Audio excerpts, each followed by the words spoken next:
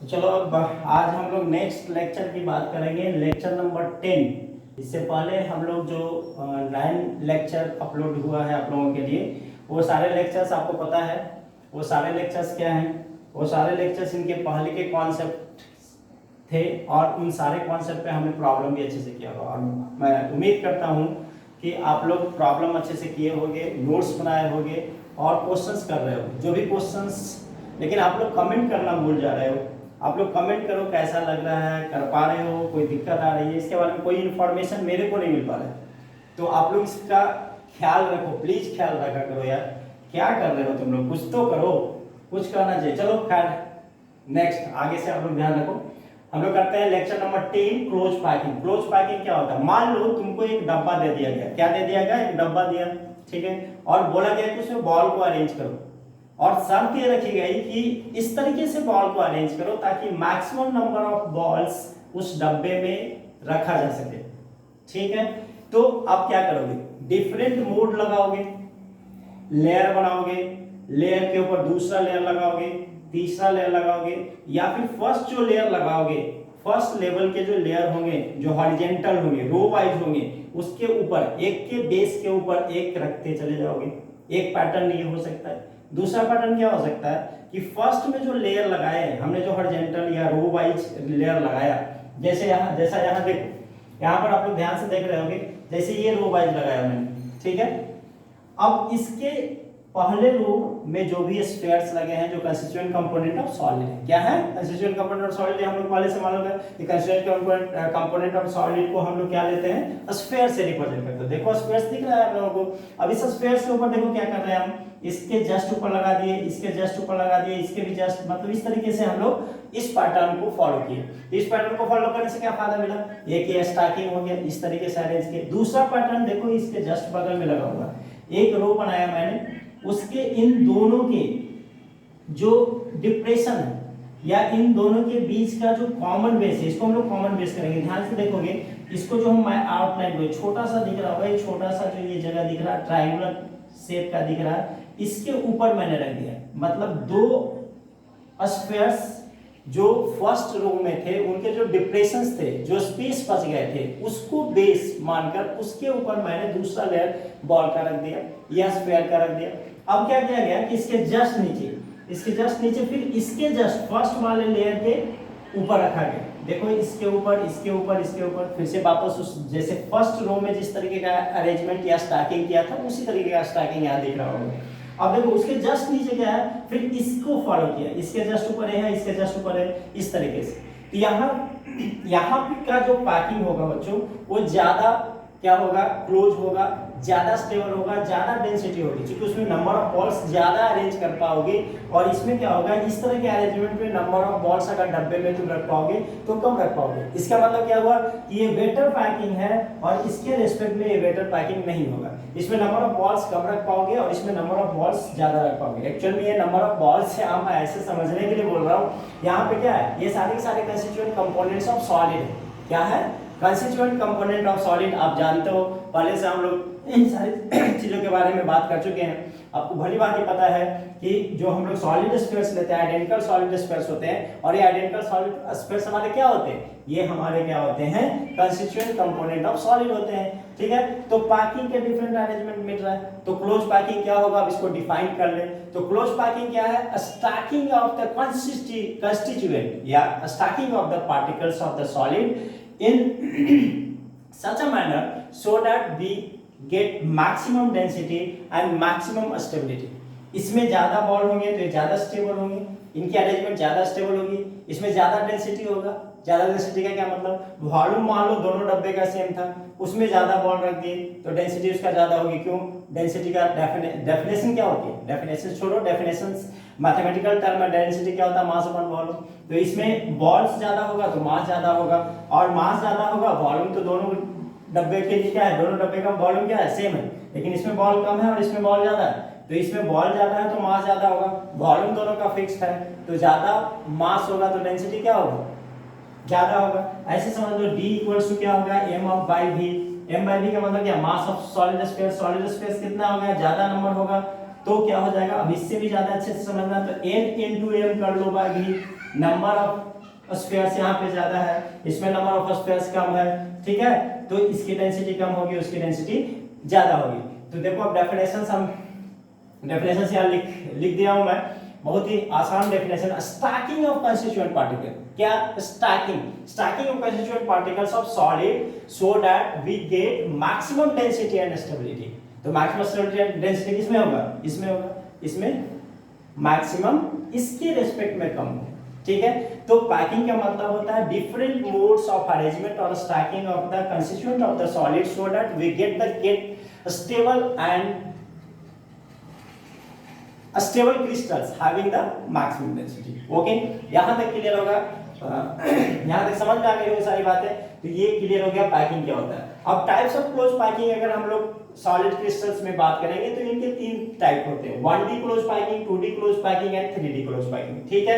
1D close packing क्या होगा बच्चों, इसमें क्या होगा कि हम लोग जो कंस्टिट्यूएंट कंपोनेंट को अरेंज करेंगे, देखो वहां पे अरेंज जो कर रहे हैं वो रो वाइज कर रहे हैं और हर स्फीयर से एक दूसरे के कांटेक्ट में, एक दूसरे से क्लोजली क्या है, कनेक्टेड है, ठीक है। और इसमें किसी एक स्फीयर्स को सिलेक्ट करो तो देखोगे इसके 2 नेबर्स होंगे, 2 नेबर होंगे मतलब 2 से कनेक्टेड होंगे। ध्यान से देखो, एक ये 2 नंबर का जो स्फीयर है ये 1 नंबर के स्फीयर से कनेक्टेड है और इस साइड 3 नंबर के स्फीयर से कनेक्टेड है। फिर मान लो अगर 3 को लोगे तो यहाँ ये क्या हो जाएगा, ये हमारा 4 नंबर हो जाएगा। देखो ये हमारा क्या हो जाएगा, 4 नंबर, क्या होगा ये 4 नंबर। देखो ये 3 4 से कनेक्टेड होगा और इस साइड किससे कनेक्टेड हो गया 2। अगर मैं 4 को देखूं तो फिर क्या हो जाएगा, 4 जो है इधर 5 से कनेक्टेड होगा और इधर 3 से कनेक्टेड होगा। तो ईच स्फीयर मतलब each constituent of the solid is connected with the 2 neighbours, जो डिफाइन करता है इस अरेंजमेंट के कोऑर्डिनेशन नंबर को। तो 1D क्लोज पैकिंग में कोऑर्डिनेशन नंबर हमारा क्या होगा, 2 होगा। क्लियर है।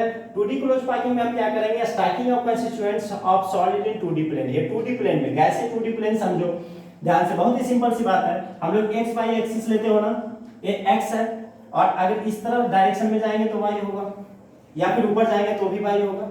ये मानने पे इसको आप x मानो, y मानो, z मान लो। अगर मान लो इसको z मान लिया, इसको y मान लिया, तो हमारे पास प्लेन कितने हैं, 2 प्लेन है ना, 2 प्लेन में स्टैकिंग हो रहा है किसका, कंस्टिट्यूएंट का। तो इसको क्या बोलोगे, 2D क्लोज पैकिंग।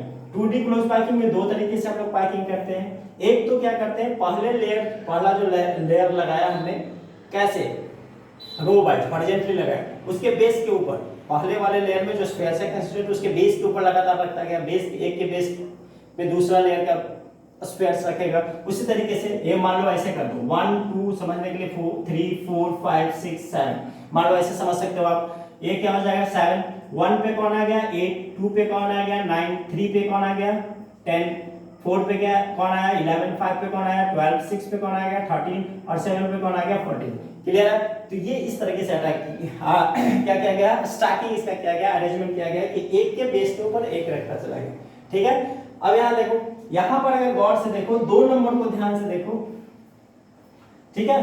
अब एक और लेयर अगर मैं इसके ऊपर लगा दूं, क्या करूं, एक और लेयर इसके ऊपर लगा दूं तो देखो क्या हो जाएगा बच्चों, एक लेयर और मैं लगा रहा हूं, ध्यान से देखोगे बहुत ही सिंपल सा चीज है, आप लोग बहुत अच्छे से समझ लोगे। और इसके बावजूद भी अगर कोई दिक्कत है तो आप क्या करो, कांटेक्ट नंबर पे कंसल्ट करो, कमेंट करो, मैं उसका जवाब दूंगा, जो भी समस्या है उसका निदान करूंगा।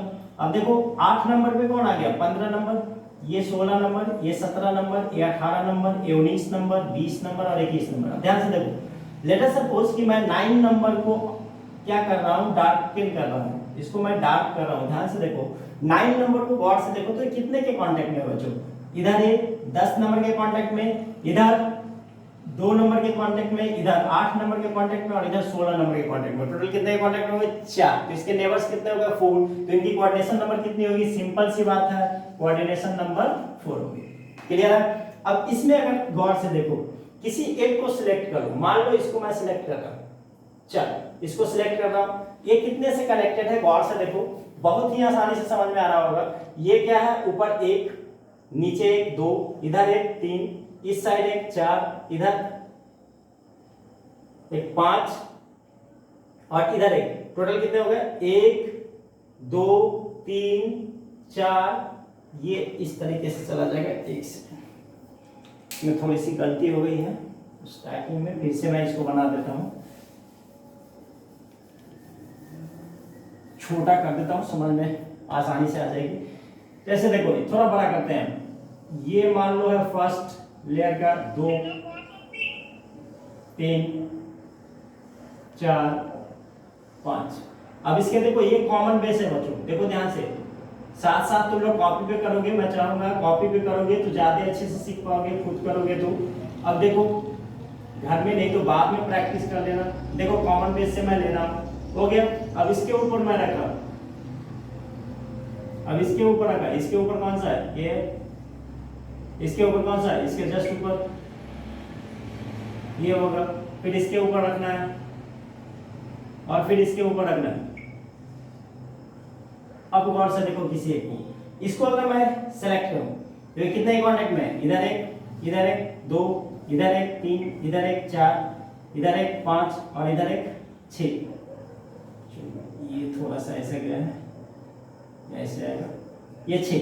टोटल कितने कनेक्शन में आ गया, 6 के कनेक्शन में। इसमें कितना है, 4 के कनेक्शन में। अब इनके सेंटर को अगर मिलाओगे तो क्या बनेगा, ये हेक्सागोन देगा। क्यों देगा, ध्यान से देखो, ये हेक्सागोन इसलिए देगा बच्चों कि सबका सब आइडेंटिकल है। यहाँ पे थोड़ा सा दिख रहा होगा अलग, क्योंकि आइडेंटिकल स्पेस नहीं बन पाए हैं एग्जैक्टली। तो ये क्या होंगे, सेंटर को मिलाओगे तो ये हेक्सागोन टाइप का स्ट्रक्चर, हेक्सागोनल स्ट्रक्चर देगा। तो ऐसे क्लोज पैकिंग को हम लोग क्या बोलेंगे, हेक्सागोनल क्लोज पैकिंग बोलेंगे। और यहाँ जब मिलाओगे तो क्या बनेगा, देखो इसको गौर से देखो, थोड़ा इधर हम नीचे कर देते हैं, यहाँ पे कर देते हैं, ध्यान से देखो, यहाँ ध्यान से देखोगे, मैं ऐसा कर देता हूँ, ठीक है। 1 2 3 देख रहे हो, 4। अब इसके ऊपर रखा था मैं, इस तरीके से रखा हुआ, इस तरीके से रखा हुआ। अब गौर से देखो, एक लेयर और बना देता हूं।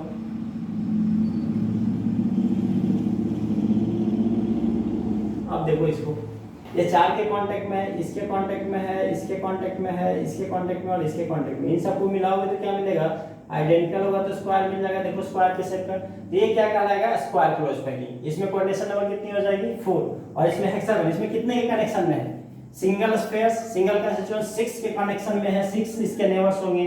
तो ये क्या हो जाएगा, इनकी कोऑर्डिनेशन नंबर 6 हो जाएगी।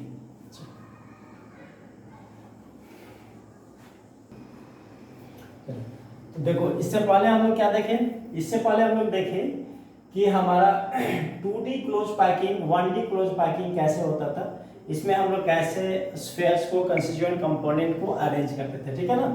अब यहाँ पर क्या देखेंगे, अब हम यहाँ पे ये देखेंगे कि यहाँ पे अब हम लोग क्या देखेंगे 3D में कैसे करते हैं। तो देखो इसमें क्या करते हैं, एक लेयर बनाते हैं जो यहाँ पे दिख रहा है, इस तरीके से एक लेयर बिछा दी, मतलब बॉल को ऐसे अरेंज कर दो बेंच पे, ठीक है, एक लेयर बन गया।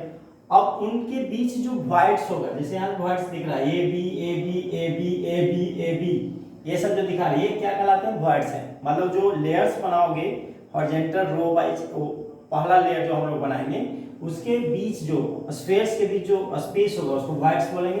तो ये वॉइड्स जो होगा, यहाँ एक टाइप बना, यहाँ बी टाइप बना। अब इस 2 टाइप के वॉइड्स में किसी एक वॉइड्स को कवर करते हुए इसके ऊपर दूसरा लेयर डालते हैं, ठीक है। तो फिर इनसे भी वॉइड्स बनेगा जो सी टाइप का होगा। अब उसको कवर करने के लिए तीसरा लेयर डालेंगे, इसके ऊपर या इसके नीचे। तो इस तरह के पैकिंग को हम लोग क्या बोलते हैं, 3D क्लोज पैकिंग। क्लियर है। अब 3D क्लोज पैकिंग में 2 तरह का अरेंजमेंट है, हेक्सागोनल क्लोज पैकिंग होता है। तो हेक्सागोनल क्लोज पैकिंग में क्या हो गया, ये हमारा इस तरीके का अरेंजमेंट होगा। ऊपर में यहाँ 6 होगा, यहाँ 3 और यहाँ से लेयर। देखो यहाँ पर स्ट्राइकिंग अलग तरीके से, यहाँ का स्ट्राइकिंग दूसरे तरह का, और फिर ये स्ट्राइकिंग रिपीट होता है, ठीक है। यहाँ देखो इस स्ट्रक्चर में यहाँ पर 6, यहाँ पे 3, फिर यहाँ पे 6, मतलब इसके कांटेक्ट में 6 ऊपर और 6 नीचे। तो टोटल कितने स्पेयर्स हुए, इस सेंटर वाले के कांटेक्ट में कितना हो गया, 12। तो कोऑर्डिनेशन नंबर कितना हो जाएगा, 12। पैकिंग एफिशिएंसी इसकी कितनी होगी, 74%। इसमें देखो ये दूसरा है, ये पहला वाला वहां हो गया और ये दूसरा हो गया तुम्हारा cubic close packing, cubic close packing. देखो बीच में लाइन खींच दिया हूं मैं, बीच में लाइन है, लाइन की इधर क्यूबिक क्लोज पैकिंग और उस तरफ क्या होगा हमारा हेक्सागोनल क्लोज पैकिंग, ठीक है। ये हो गया क्यूबिक क्लोज पैकिंग। अब क्यूबिक क्लोज पैकिंग में देख लो अरेंजमेंट क्या है, यहाँ 1 है, फिर यहाँ 6 है, ये ऐसे होता है ऊपर की तरफ बल्ब होगा ऊपर की तरफ और एक नीचे की तरफ, जैसे ऐसे समझो, ऐसे है और एक इधर की तरफ माउथ है उसका, दूसरे का माउथ ऐसे, ऐसे समझो, ऐसे समझ रहे हो, ऐसे एक डाउनवर्ड एक अपवर्ड, और ये लिए रिपीट कर रहा है। तो देखो दो तीनों का अरेंजमेंट अलग अलग है। तो ये मान लो ए टाइप पैटर्न दिया या ए टाइप ऑफ लेयर दिया, तो ये बी टाइप लेयर होगा और ये तीसरा सी टाइप लेयर होगा, फिर वापस क्या होगा, रिपीट होगा। तो ये पैटर्न हमेशा रिपीट इस तरीके से रिपीट होता रहेगा, इसमें सॉलिड क्रिस्टल्स में। तो इस तरह के क्लोज पैकिंग को हमें क्या बोलेंगे, क्यूबिक क्लोज पैकिंग। तो बहुत ही आसान सा चीज है, ये इमेजिनेशन की चीज है, इमेजिन करना होगा, ठीक है। तो यहाँ पे हेक्सागोनल क्या है, इस सेंटर वाले के 6 ऊपर 6 नीचे, ये सारे क्या होते हैं, एक दूसरे के कांटेक्ट में रहते हैं। ये समझने के लिए ऐसा फिगर हमने बनाया है, लेकिन ये सारे क्या होंगे बच्चों, ये स्टूडेंट्स ये सारे के सारे एक दूसरे से कनेक्टेड होते हैं। तो 6 ऊपर 6 नीचे कितने हो गए, टोटल 12। तो एक सॉलिड स्फीयर जो होगा वो कितने के कांटेक्ट में है, 12 के कांटेक्ट में है। तो इसके नेबर्स कितने हुए, 12। तो इनकी कोऑर्डिनेशन नंबर कितनी हो जाएगी, 12 हो जाएगी। इनकी पैकिंग एफिशिएंसी क्या है, पैकिंग एफिशिएंसी क्या है, पैकिंग एफिशिएंसी के maximum number of constituent component को कैसे हम फिक्स्ड वॉल्यूम में स्पेस्ड करेंगे, that is the packing efficiency, ताकि मिनिमम स्पेस उन कंस्टिट्यूएंट के बीच बच जाए, ठीक है। तो ये क्या हो गया हमारा देखो यहाँ पे हमारा क्या है, पैकिंग एफिशिएंसी जो हमारा क्या है 74%, मतलब 26% यहाँ वॉइड बनेगा, यहाँ भी 26% ही वॉइड बनेगा।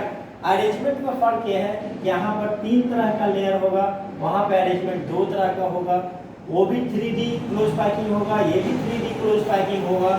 लेकिन डिफरेंस ये है कि दोनों के पैटर्न का डिफरेंस, ठीक है। एफिशिएंसी दोनों की सेम होगी, ठीक है। कोऑर्डिनेशन नंबर दोनों की सेम होगी, सिर्फ फर्क किसका होगा, फर्क होगा सिर्फ arrangement of the constituent of the solids in 3D का, ओके। तो इस तरीके से हम लोग हेक्सागोनल 3D क्लोज पैकिंग में 2 टाइप पढ़े, hexagonal close packing and cubic close packing. अगर आपसे पूछता है कि कोऑर्डिनेशन नंबर क्या होगा हेक्सागोनल क्लोज पैकिंग का 12, अगर हमसे पूछता है क्यूबिक क्लोज का पैकिंग का क्या होगा तब भी 12।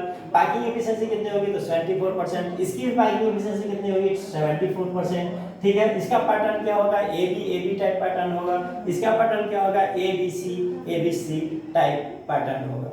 समझ में आ रही बात है, ये सारी बातें थी 3D क्लोज पैकिंग के बारे में। कोऑर्डिनेशन नंबर कितने होंगे, दोनों के सेम होंगे, पैकिंग एफिशिएंसी क्या होंगे, दोनों के सेम। जो यहाँ पे देख रहे हो आप लोग, समझ में आ रही होगी बात, सारे बातें सारा कुछ अच्छे से समझ में आ रहा है आप लोगों को, कोई दिक्कत नहीं होनी चाहिए, सारा कुछ स्पष्ट दिख रहा है। आई होप कि आप लोग अच्छे से समझ रहे होगे, नोट्स बना रहे होगे और इस पे बेस्ट क्वेश्चंस कर रहे हो, और बाकी सारे क्वेश्चंस तो मैं करवा ही रहा हूँ।